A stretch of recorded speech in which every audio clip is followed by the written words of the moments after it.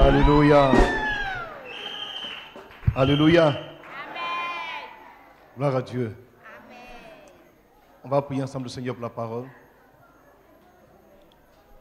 On va ensemble élever la voix, invoquer la grâce de Dieu. Que Dieu vienne parler à nos cœurs. Prions sur notre Dieu. Seigneur, merci pour ta parole. Merci pour ta présence. Merci Seigneur. Nous voulons bénir ton nom, te rendre grâce. Mon âme bénit le Seigneur et mon esprit magnifie son nom, car la mort n'a pas pu le retenir, même dans le Jésus, même dans le tombeau, Jésus est Seigneur, même dans le tombeau, Jésus est Seigneur, dans le tombeau, Jésus est Seigneur, il est Seigneur,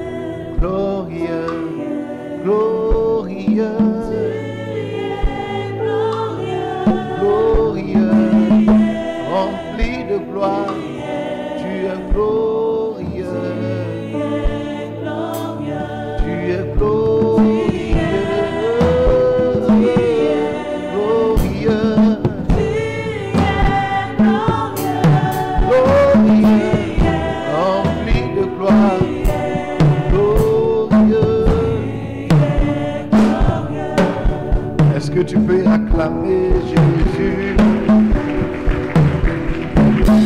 Est-ce que quelqu'un peut pousser des cris de joie? Alléluia. Alléluia.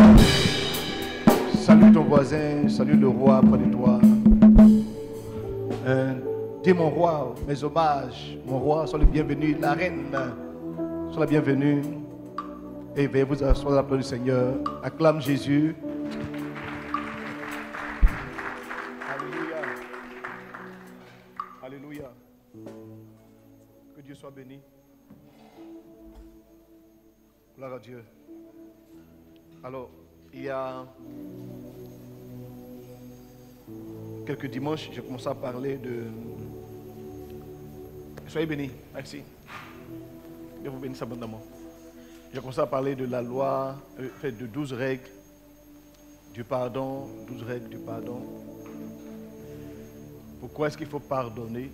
Pourquoi est-ce qu'il faut pardonner?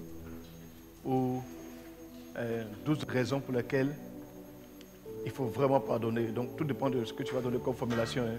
Je n'ai pas encore trouvé la bonne formulation. Donc tu peux dire 12 règles du pardon ou 12 raisons pour lesquelles il faut vraiment pardonner. Et j'ai expliqué la première raison, c'était la loi de la réciprocité. Amen. Ce que tu veux qu'on fasse pour toi, fais-le de même pour les autres. J'ai dit ici que il y a des gens par exemple qui commettent des actes et tu sens que Dieu leur fait les grâces, Dieu couvre leur situation, Dieu pardonne leurs actes parce que Dieu observe que ces personnes sont très larges dans leur façon de pardonner. Ils arrivent à supporter le mal qu'on leur fait aussi facilement. Et il y en a aussi, à la moindre erreur, Dieu frappe tout de suite parce qu'eux non plus ne pardonnent pas pour les moindres erreurs. Amen. Le Notre Père nous dit, pardonne-nous nos offenses, aide-moi, comme nous pardonnons aussi à ceux qui nous ont offensés. Donc, ça veut dire que la façon dont je pardonne aux autres, toi aussi, pardonne-moi de cette manière. La deuxième règle dont j'ai expliqué, c'était la règle des quotas. On a lu l'histoire de Jésus, à qui on pose la question pour savoir si quelqu'un nous fait du mal 7 fois dans la même journée, quelle attitude avoir. Jésus a dit 7 fois dans la même journée, s'il revient vers toi, toi aussi, pardonne-lui 7 fois. Amen. Et quelque part plus tard, Jésus va dire 7 fois, 77 fois, 7 fois. Il n'y a vraiment pas de quota à avoir. Tous ceux qui ont du mal à pardonner pour les moindres erreurs, sachez que la loi de la réciprocité va s'appliquer à vous. Si tu as du mal à pardonner, après 2 raisons, toi aussi, après 2 fautes, tu auras l'épée du Seigneur Jésus sur ta vie. Amen. Il faut vraiment comprendre que si Dieu dit 7 fois, 77 fois, 7 fois, ou si Dieu dit 7 fois dans la même journée, si quelqu'un vient vers toi, l'Intérieur nous dit qu'il ne doit pas avoir de quota pour le pardon. Autant, la Bible dit ceci, aussi longtemps que cela dépend de vous, aide-moi, soyez en paix avec tout le monde. Donc, tant que ça dépend de toi là, laisse tomber. Souvent j'aime dire aux gens, je dis, il y a des fois, Dieu ne se venge pas de votre situation parce que vous-même, vous voulez vous venger. Il a dit dans sa parole, à moi la vengeance, aide-moi, à moi la rétribution. C'est-à-dire que dès que quelqu'un a à cœur de vouloir se venger, Dieu croise là-bas et dit, bon, ok, vas-y, je te regarde.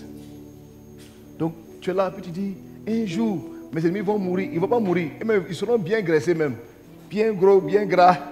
Et tu vas avoir du mal. Parce que tu vas avoir mal. Parce qu'en fait, tu veux donc te venger. À chaque fois que Dieu doit intervenir dans la vie d'une personne, quand la personne fait silence, la personne se tait sur une situation, Dieu se lève. Dieu se lève. Quand la personne se calme et dit, parce que souvent, vos je laisse pouvoir à Dieu là, c'est rempli de Dieu va te frapper un matin. Voilà. Parce que c'est juste une parole, mais dans ton cœur, tu n'as pas laissé, tu estimes que Dieu doit faire quelque chose pour la personne. Or, si on dit, tu dis, je laisse pour moi Dieu, c'est vraiment que tu laisses en ta main du Seigneur. Laisse Dieu être le juge. Aujourd'hui, je parlerai de la troisième raison pour laquelle il faut pardonner. Et j'ai expliqué, c'est le fait que le pardon prive de la grâce. Le pardon prive de la grâce. Si quelqu'un ne pardonne pas, la grâce va diminuer. La grâce va diminuer. Prenez vos Bibles. Hébreux 12, verset 15. Hébreux 12, 15 dit ceci. Veillez à ce que nul ne se prive de la grâce et qu'aucune racine d'amertume... Donne-moi le verset, s'il te plaît. Bon, c'est pourquoi on dit ayez vos Bibles. C'est tout ça là. Non, je ne lis plus pour toi là, il lit pour moi là. Hébreux 12, 15. Garde ton verset. Je vais prendre ma Bible.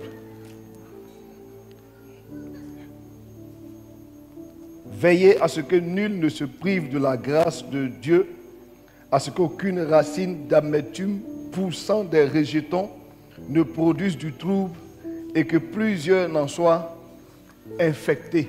Veillez à ce que nul ne se prive de la grâce de Dieu, à ce qu'aucune racine d'amertume poussant des rejetons ne produise du trouble et que plusieurs n'en soient infectés. Alors, le verset d'Hébreux est en train d'expliquer une réalité spirituelle. C'est que quand quelqu'un est amer, la grâce diminue sur sa vie. Amen. Ce que j'appelle l'amertume, j'avais pas le temps de l'expliquer au premier culte parce qu'on courait par rapport au lancement. Ce que j'appelle l'amertume, c'est les résidus du manque de pardon. Amen. Ce sont les résidus du manque de pardon. Quand quelqu'un n'a pas vraiment pardonné pour le mal qu'on lui a fait, ce que ça produit dans sa vie, c'est qu'il devient amer. Et si quelqu'un, laisse le verset, si quelqu'un devient amer, une des choses qui lui arrive tout de suite, c'est qu'il commence à être privé de la grâce de Dieu. Et quand la grâce de Dieu n'est pas dans la vie d'une personne qui est amère, cette personne qui est amère elle-même devient une personne troublée. Et quand elle est troublée, elle est capable d'infecter tous ceux qui sont autour d'elle. Je dis ceci, quand tu observes quelqu'un qui parle mal, qui est difficile à vivre avec les gens, c'est des signes que cette personne a l'amertume en elle. Et Éphésiens 4, 31 explique bien cela. Éphésiens 4, 31. Éphésiens 4, 31 dit que toute amertume, toute animosité, toute colère, toute clameur, toute calomnie, toute espèce de méchanceté disparaît du milieu de vous. Donne-moi ça en faisant courant, s'il te plaît. Donne-moi ça en faisant courant.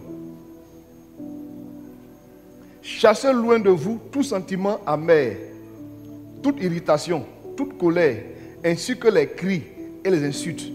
Donc, regardez, ce verset n'est pas en train d'expliquer plusieurs symptômes. Le verset explique un seul symptôme qui produit d'autres résultats. Donc, si quelqu'un est amer, il dit chassez de vous tout sentiment amer. Le sentiment amer, là, son premier élément, ça crée l'irritation. Deuxième chose, le sentiment amer crée la colère. Et le sentiment amer amène quelqu'un à avoir des cris. Et ça produit les insultes. Donc, si tu veux savoir si quelqu'un est amer, vérifie. Est-ce qu'il insulte les gens? Est-ce qu'il aime crier? Il se met en colère? Est-ce qu'il s'irrite vite? C'est qu'il est amer. La plupart des gens qui ont ces symptômes-là, c'est un signe que l'amertume est quelque part. Et si quelqu'un est amer, vous allez vous rendre compte que la grâce de Dieu va commencer à diminuer sur sa vie. Je me suis rendu compte que la plupart des gens qui sont aigris, qui jalousent les gens, il y a beaucoup de choses qu'ils n'ont pas. Dès que tu es à l'église, que ta camarade se marie net, c'est qui vit mal, elle est mariée. Nous autres, on fait l'effort de bien vivre là. Nous, on n'est pas encore mariés. Tu ne seras jamais marié aussi. Alléluia. Alléluia. Et j'ai expliqué l'histoire de Joseph ce matin. J'ai dit que quand Joseph a commencé à grandir, il a fait un songe. Et dans son songe, il a vu que sa gerbe à lui a couvert la gerbe de ses frères. Un peu plus tard, il fait un autre songe où le soleil, la lune et les étoiles viennent se mettre à genoux en bas de lui. Donc, son songe expliquait simplement qu'un jour, c'est lui qui va être la couverture spirituelle de ses frères et de sa famille. Il faut me dire amen. Quand il a fait ce songe-là, ce que le diable s'est empressé de faire, le diable s'est arrangé pour que quelqu'un,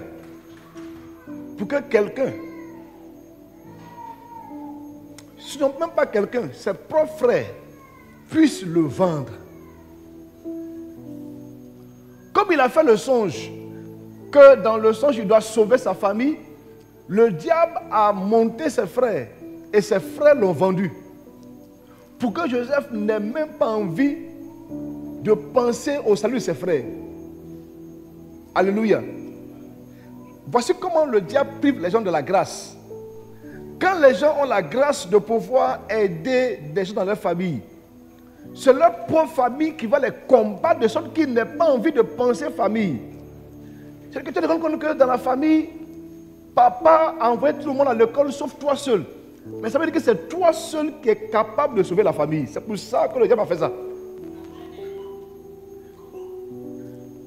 Le secret, c'est que Joseph a compris que s'il devient amer, sa nature va changer et il peut, même pas peu, il va être privé de la grâce de Dieu. Regardez, quand Joseph a lu sur Potiphar, il faut qu'on lit l'histoire, je me dis, peut-être que Dieu a enlevé des versets dedans. Parce qu'il n'y a aucun moment où on regarde, on lit l'histoire de Joseph, il n'y a aucun moment où on s'assit pour dire, les gens sont mauvais, hein? La vie. Il ne faut jamais donner ton cœur aux frères. Et qu'il rentre chez Potiphar, en même temps qu'il commence à travailler, en même temps qu'il commence à faire les choses. Ça veut dire que Joseph a compris que s'il devient amer, déjà que sa situation est devenue plus compliquée. S'il devient amer, il va devenir quoi? Bon, regarde-moi. Façon dont tu vois, ta vie est en train de devenir bizarre là. Si tu deviens amer, tu vas où? Déjà, même quand les gens t'ont abandonné, ils t'ont rejeté, on ne croit pas en toi. Maintenant, toi-même, tu es encore amer pour être dedans encore. Si Joseph était amer, les symptômes qu'on a vus là, allaient dans sa vie. Il allait être irritable, il allait être très colérique, il allait être quoi encore? Crier et puis insulter. Donc, la femme ne dit, Joseph, voilà là-bas. Oh, moi, pardon, j'étais un peu énervé. Mais la fille regardait la fête d'hier. Mais il était un gars très simple. Et parce que Joseph n'a pas été amer, la grâce a parlé pour lui. J'ai dit au premier culte, j'ai dit, on suppose que c'est parce qu'il s'est bien comporté que la femme de Potiphar lui a donné toute sa maison. On va dire que ça c'est le fait d'un hasard. Si quelqu'un se comporte bien, on va lui confier les choses. Naturellement c'est ça, non? Mais quand il quittait chez Potiphar pour aller en prison, là, il avait le titre d'un violeur. On l'appelait violeur. Comment on peut confier toute une prison à un violeur? Le chef de la prison a confié toute la prison à Joseph. Ça veut dire qu'il y a quelque chose qui fonctionne dans sa vie qui n'était pas naturel. C'était ce qu'on appelle la grâce. La grâce fait que même là où tu es disqualifié, Dieu te qualifie. Tu vois? Et la grâce a parlé pour Joseph, mais parce que son cœur n'était pas amer. L'amertume prive beaucoup de personnes de la grâce de Dieu.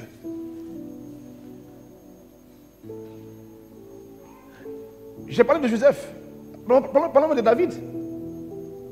David, là, toute sa famille est réunie parce qu'on dit on va choisir un roi. Dieu a envoyé le prophète chez son papa. Isaïe a convoqué tous ses fils. Il y a un seul qui est laissé derrière le bouton. Donc le prophète demande, sont tous les fils qui sont là? Il dit, ah, j'ai oublié. Il y a un qui est dans le mouton là-bas. Allez le chercher. Et puis on va le chercher pour venir. Mais quand tu observes l'histoire de Joseph, il n'a jamais été amer. Il n'a jamais dit, voilà, aujourd'hui là, il a tué Goliath. Je suis devenu maintenant le gendre du roi. Lui, c'est le roi. Mais mon papa est mauvais, il faut le mettre en prison. Parce que quand il a tué Goliath là, sa posture avait déjà changé. Et puis il se demande ses frères qu'on l'a ou un roi. On est venu pour l'apprendre, c'est ton fils, lui là.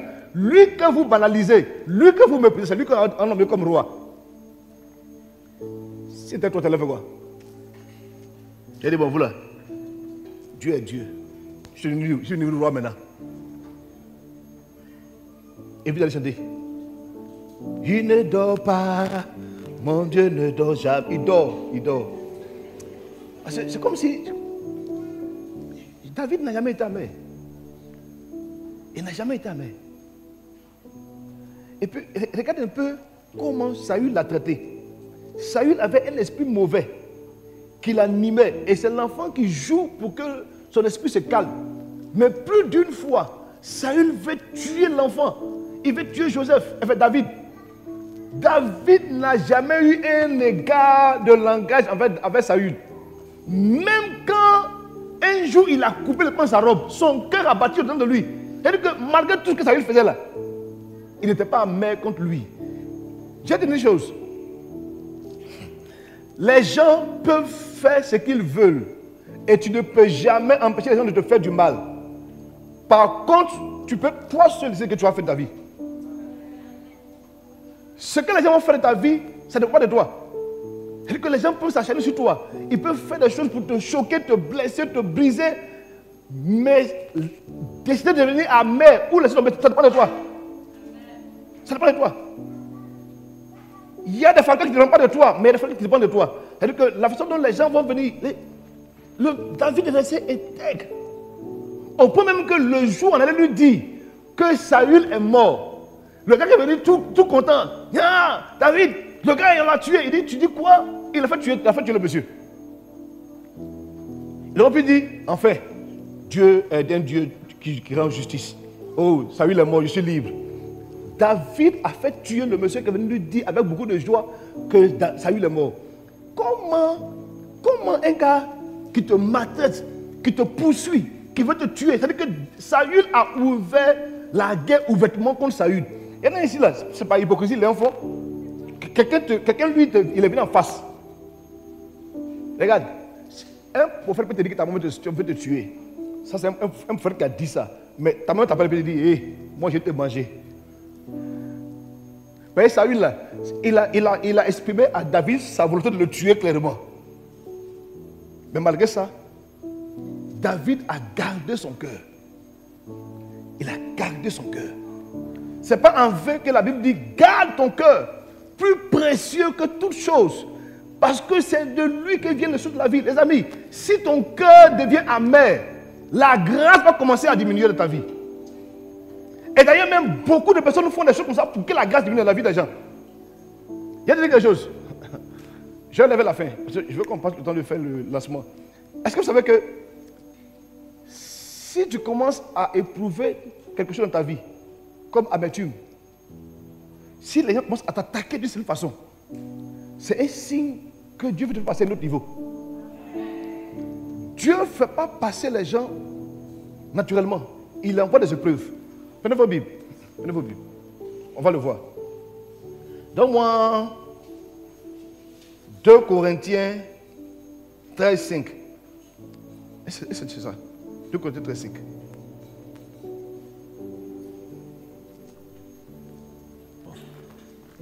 Ayez vos Bibles.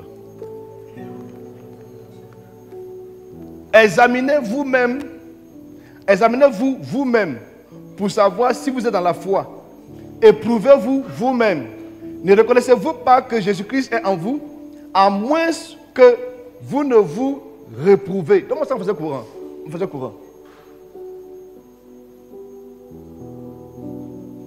Mettez-vous à l'épreuve. Examinez vous-même si vous vivez dans la foi. Vous reconnaissez que Jésus-Christ est parmi vous, n'est-ce pas? À moins que l'examen ne soit un échec pour vous. Donc ça veut dire que tu envoies des épreuves pour checker, vérifier. Si tu es encore dans la foi, si la foi est là. Tu vois, donc, si quelqu'un est en train de traverser une épreuve, ça vient en fait pour te donner l'assurance que tu n'as pas perdu la foi.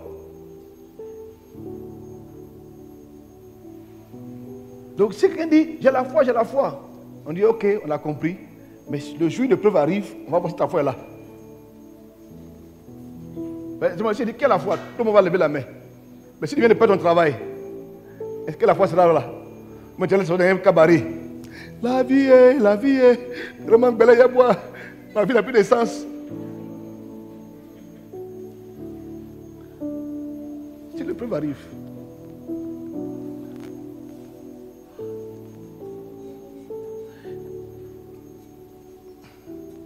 je n'ai pas eu le temps de l'expliquer au premier culte. J'ai dit ça, puis on va prier. Écoutez-moi bien. Il y a une technique aujourd'hui que le diable utilise pour détruire beaucoup de personnes. C'est la technique de Balaam et de Balak.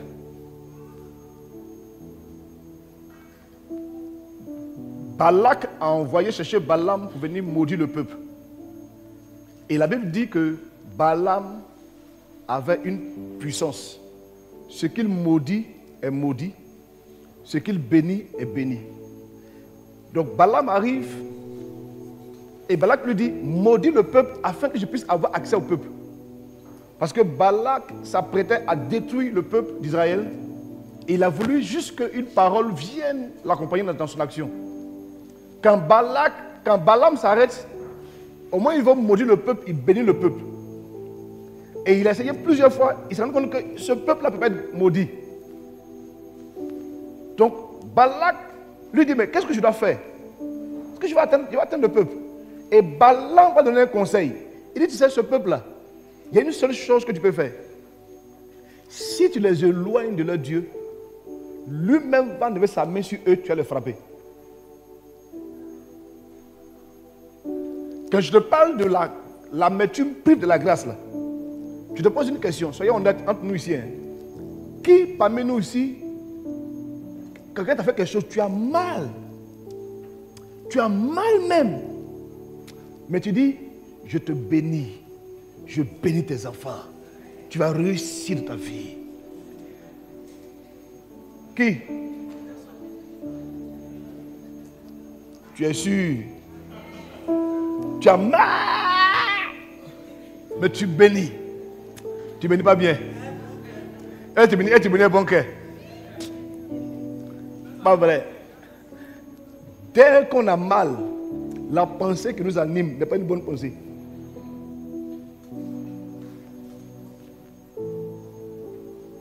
Pas une bonne pensée. Donc, si quelqu'un reste amer longtemps, il laisse ses pensées être souillées des choses bizarres pendant longtemps. Or, la Bible dit, d'une même source d'eau ne peut pas sortir l'eau amère et l'eau douce. De ta bouche, tu ne peux pas bénir et maudire. Ce n'est pas possible que soit tu maudis, soit tu bénis. Or, qui maudit? C'est le diable. Qui bénit? C'est Dieu. Donc, si quelqu'un commence à garder l'amertume dans son cœur, il commence à donner les dispositions au diable de s'installer en lui. C'est pourquoi à un moment donné, tu changes de nature. Les gens amers ne supportent pas le succès des autres. Ils sont à l'aise avec les gens qui sont dans les problèmes. Hé, ma soeur, Yako. Là, il doit toi-même. Mais si tu dis, même je me marie. Et nous, jusqu'à quand?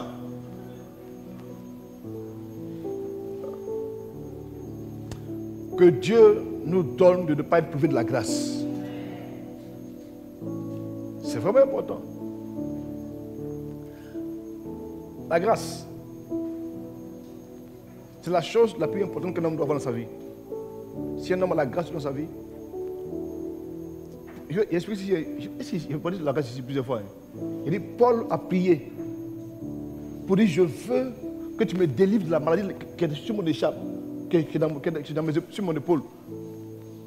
Dieu lui a dit, ma grâce te suffit. C'est-à-dire que si un homme a besoin de quelque chose, c'est la grâce. Si la grâce est là, tout est suffisant. Tu vois, la grâce peut te prendre de 0 pour devenir 1 héros. La grâce, c'est ce qu'on appelle la souveraineté de Dieu. C'est la grâce qui rend Dieu souverain. Donc, quand Dieu vient dans sa grâce, il peut dire, je veux prendre des décisions.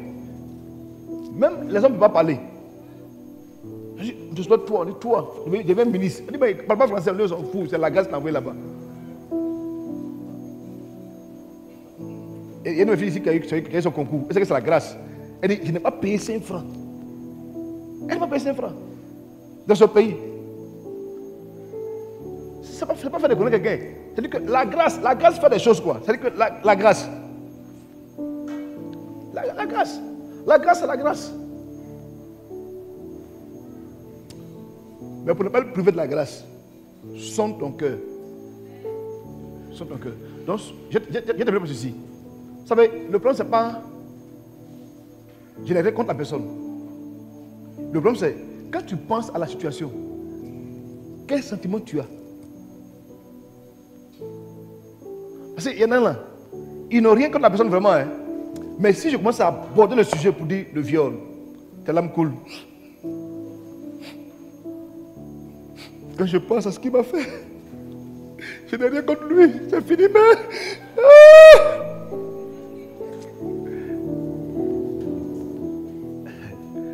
Ça veut dire que ce n'est pas fini. Et c'est juste que ça éteint. Mais c'est toujours branché. Un matin, ça s'allume. Tu vois, pourquoi est-ce que les femmes chaînent le foyer? Parce qu'elles n'ont pas traité l'amertume, on est peut-être le foyer. Donc, elles rencontrent un homme qui commence à avoir les mêmes symptômes. Paf. Moi, ça, je ne vais pas supporter de ma vie. On va divorcer en même temps. Voilà. Parce qu'en fait, tu n'as pas guéri l'amertume. Que Dieu nous aide. Que nous ne soyons pas privés de la grâce. Pardonnons. Gardons pas l'amertume. Gardons pas l'amertume. J'ai vécu avec l'amertume pendant longtemps. Avec le fait de ne pas connaître ma mère, j'avais un sentiment dans mon cœur. Quand j'étais encore païen, je frappais toutes les femmes. Et je mariais les femmes courtes. Ben, je couchais les femmes courtes pour les frapper.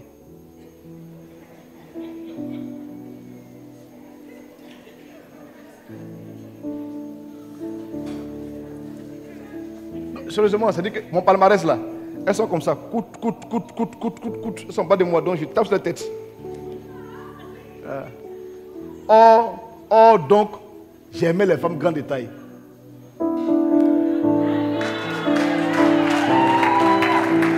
Oui, mais l'amertume crée le trouble. Tu es troublé. Et puis j'aimais les femmes âgées. 5 ans plus que moi. 7 ans plus que moi. Parce que je cherche ma maman. Donc je voulais crier sur des femmes très âgées pour leur montrer que, hey, puis je te gifle en même temps. Vous savez, beaucoup de personnes sont ici, sont amères, et leurs comportements sont troublés. Vos comportements sont troublés. C'est-à-dire que ce que vous êtes là, ce n'est pas vous-même. Il y a une autre nature en vous. Les gens pensent que tu es quelqu'un de très colérique. Tu n'es pas colérique, tu es une femme très calme, très douce. Je me suis rendu compte que la plupart des gens qui sont amers, qui ont une autre nature, le jour où ils tombent amoureux, leur vraie nature apparaît. Comment tu expliques qu'une femme qui a bouche comme ça, un petit garçon la manipule et puis elle pleure?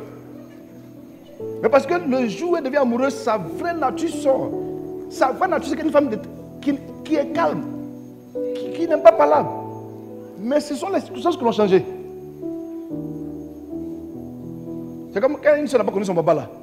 Si un garçon vient et dit, chérie, bébé, son cœur est touché jusqu'à... Donc, il y a des gens par exemple qui pensent que quand on dit que quelqu'un m'aime là, c'est qu'il est toujours doux.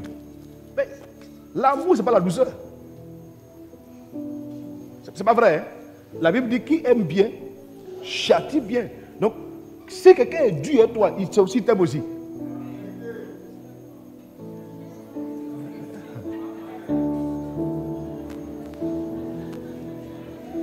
Je le développerai plus tard. Regardez, quand on était à l'école primaire, on a manifesté certains signes. Moi, j'ai vécu ça. Il y avait une fille que je frappais tout le temps, Vinciane. Mais parce que je l'aimais.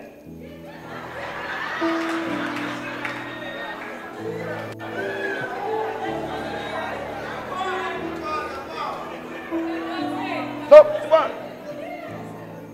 Donc, ça veut dire que, tu vois qu'en fait, on nous a bloqué dans un système de, si tu aimes quelqu'un, faut que la personne soit douce, soit calme. S'il est un peu sévère avec toi, il ne m'aime pas. Qui a dit ça? Qui a dit ça? Qui a dit que tous les garçons, aucun garçon ne va chercher une femme qui va devenir dur? Quand on va pêcher là, à la maison, on va mettre doucement comme ça. Donc, la douceur que tu vois venir te draguer là, ce n'est pas sa vraie nature. Quand tu lui dis, je suis un peu en retard, il n'y a pas de problème. Pas ton temps. Aujourd'hui, je ne peux pas venir. Non, il n'y a pas de problème, ça ne me gêne pas. Si tu viens 8 heures après, non chérie, tu es prête, on peut partir. Il ment. Ce gars-là, c'est un gars impatient, il aime parler. Le jour où tu te maries maintenant, fais vite à partir.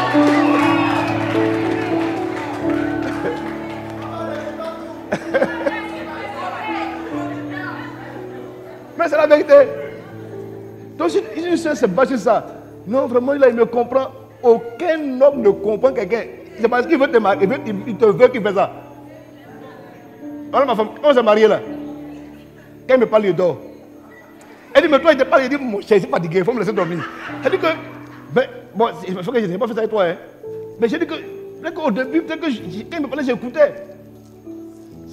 Hein, quand il me parlait, avant j'écoutais. Voilà, quand il me parlait, j'écoutais. Mais quand on s'est marié là, quand il me parle, il dort. C'est-à-dire que moi, mon esprit est ailleurs. C'est-à-dire que il y a beaucoup de problèmes. Il ne faut pas me faire me fatiguer. Tes histoires. Hein? Non, ce n'est pas le même contexte. C'est pas le même contexte. Mais avant, dans le païen, quand on était païen là, ça chauffait. Hein? Tu as 1000 francs pour la semaine. Tu as payé Garba. Tu vois la copine, tu dis, bon, faites attaquer 100 francs, poisson 900.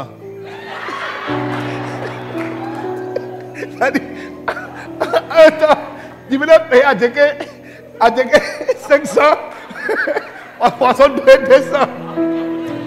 Mais à cause d'elle, tu as mis ton lait à partir. Tu as mal au cœur, tu dis, qui m'a envoyé là-bas?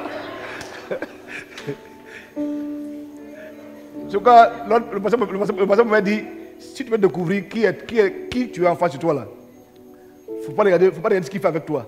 Va voir ce qu'il fait avec ses soeurs. Tu vois, si tu es marié quelqu'un, là je parle aux soeurs. Tu es marié quelqu'un, va voir comment il traite ses soeurs ou ses amis. Tu sauras sa vraie nature en lui.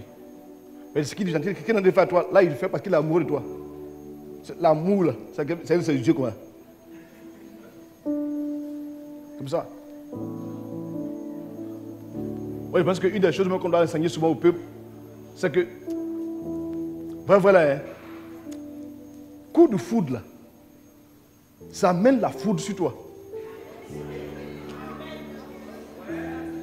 Ne vous mariez jamais un coup de foudre. C'est-à-dire que si la foudre est sur toi, tu ne peux pas voir ses erreurs. Hein? On dit quoi? Tu vas te brûler. Il y en a qui sont là, je ne peux pas respirer. Donc, que je le vois, mon cœur se coupe. Ma soeur, tu te blagues. Mais parce que tu n'as rien vu encore. Laissez foudre.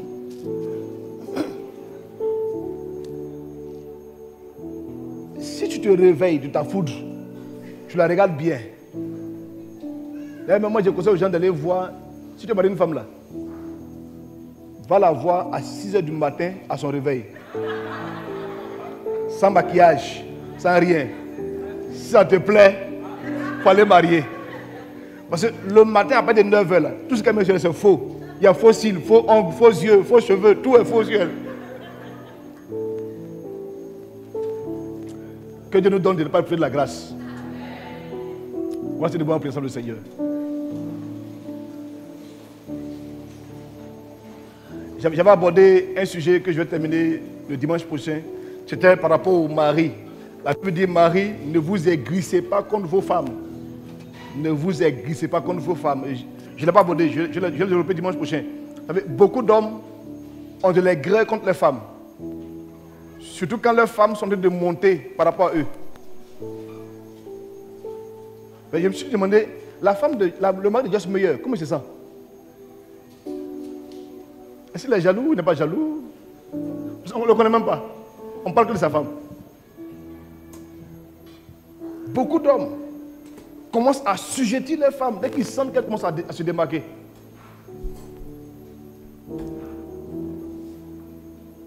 Je préfère que ma femme s'habille tout le temps avec des chic robes, que ce soit moi qui sois toujours en costume. Parce que c'est elle ma gloire. Tu ne dois pas être aigri que les gens apprécient ta femme. Ça montre que tu as la gloire. Bon, bref, je l'expliquerai dimanche prochain parce qu'on dit, Marie, aimez vos femmes et ne vous aigrissez pas contre elles. Il y a trop d'aigreur chez les hommes. C'est aigreur qui fait que les hommes ont du mal à accepter les idées de leurs femmes pour avancer. Mon frère, si tu n'as pas pensé à construire, qu'elle a pensé à construire, reconnais que tu n'as pas pensé à ça, et puis on va avancer. Souvent, il vient, je vous dis, ça c'est pas mon idée, c'est l'idée de ma femme qu'elle veut qu'on fasse. C'est pas dire que je suis bête. Bon, bref, dimanche prochain, je vais expliquer tout ça. C'est aussi un sujet qui fait que l'amertume est dans les cœurs. Si il y a un endroit où il y a l'amertume, c'est dans les foyers. Les gens, ils sont amers, puis ils sont là. Ils s'en veulent. Ils sont là. Que Dieu nous pardonne nos péchés. Prions notre Dieu pour la grâce. Dieu Seigneur, garde mon cœur, que je ne sois pas privé de la grâce. Prions notre Dieu par rapport à ce message. Seigneur, merci pour ta parole, merci pour ta présence, merci pour ce moment que tu permets. Nous t'en supplions. Nous invoquons ta grâce, ta faveur, ta grâce, ta faveur. Nous prions, oh Dieu, que tu nous fasses grâce, que tu nous fasses grâce, que tu nous fasses grâce. Mandarabara, shederebere, sikatarabara.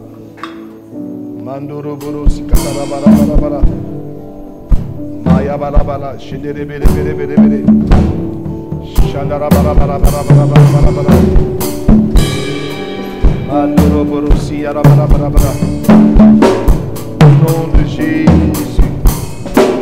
Merci Seigneur pour ta parole. Au nom de Jésus. Amen. Amen. Apportons nos offrandes au Seigneur. Bénissons Dieu pour nos offrandes. Montre-moi la voie. Revêt-toi à moi. Montre-moi la voie. Afin que je te connaisse. Montre-moi.